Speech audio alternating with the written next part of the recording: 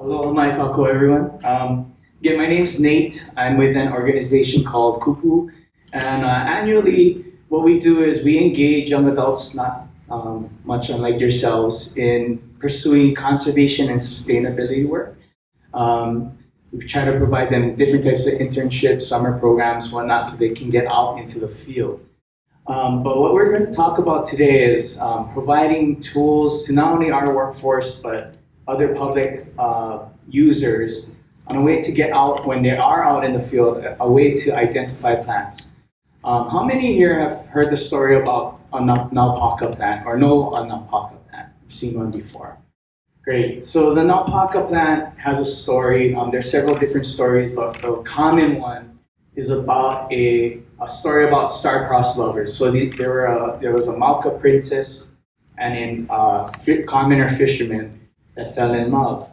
And when they found out that they couldn't get married to each other, the princess took the flower out of her hair, tore it in half, gave one half to the fisherman. He returned to the shore. She returned up Mauka. They both planted their halves, and out of the ground, the naupaka flower grew.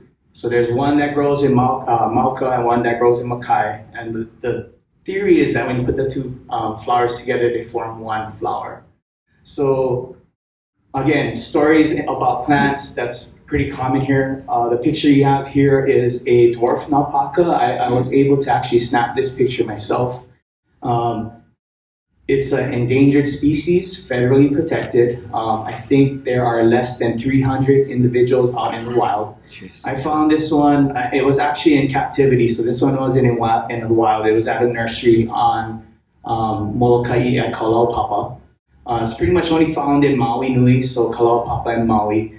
But this is a very rare form of naupaka. There's many other types of naupaka plants, but this is one that was out there.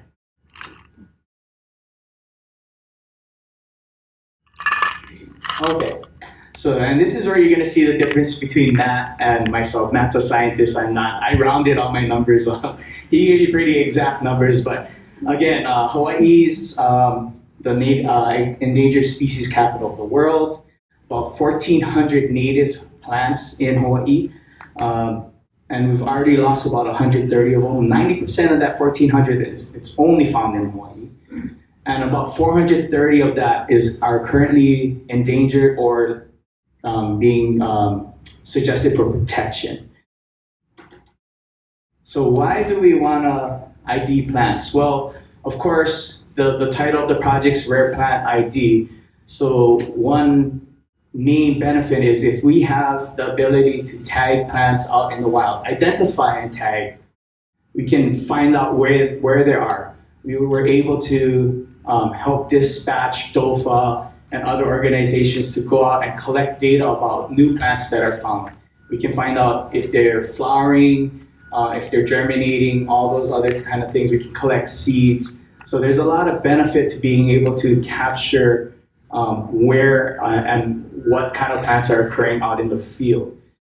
The other kind of benefits that we feel can help with not just rare plants, but any kind of plant, is that a lot of native plants have a cultural context to them. So there's stories. There's stories about the plants, their uses. Some of them are used for lau lapa'au, which is traditional medicine. So there are actual uses. Some of them were used for cordage. So there's a lot of uses with the plant that we can actually not only capture, but the user can also share that information with the user so that the user can also know what that plant was traditionally used for. And if it isn't endangered, maybe they can use it in a proper way. And then we also want to be able to differentiate what you see in the field from natives from invasives. There are also introduced plants that are non-invasive. So certain plants came with the voyagers on their canoes. So there are non-invasive plants, there are invasive plants. So there's all kinds of different plants. Being able to help users identify and figure out what they're looking at would be very helpful.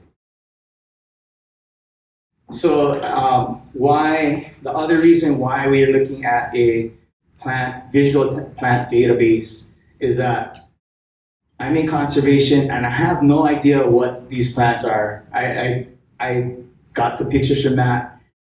He didn't give them titles, so I actually don't know what they are. So this would be a typical user right here of somebody that might be out in the field, might see a flower and not know if it's native, endangered, threatened, if it's invasive. So I'm looking at these kind of images and I don't even know what I'm looking at. So your user is somebody like me, who has some knowledge but could use more knowledge.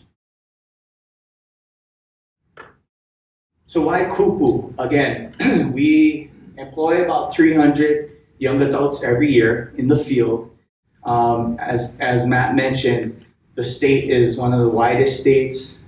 We are workforce constrained in DOFA and DLNR. We have many partners out there, but because we're able, if we have a tool like this in the field, ready at your fingertips, we can activate our 300 new interns every year that are out in the field, plus the 1,400 other employees that are working for different organizations, non-governmental, non-profit, as well as citizen scientists and wannabe kind of scientists like me who don't know that much. But we can enable a larger scale of people getting out there collecting data, tagging native protected plants, or being able to know what they're actually looking at and being educated.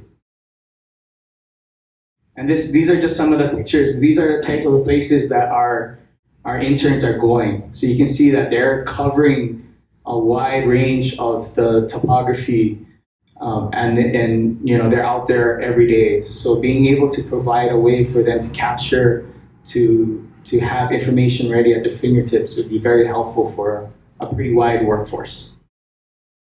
That's it. I want to thank you guys for your time, and hopefully you guys can help us get some information out to our users. Thank you.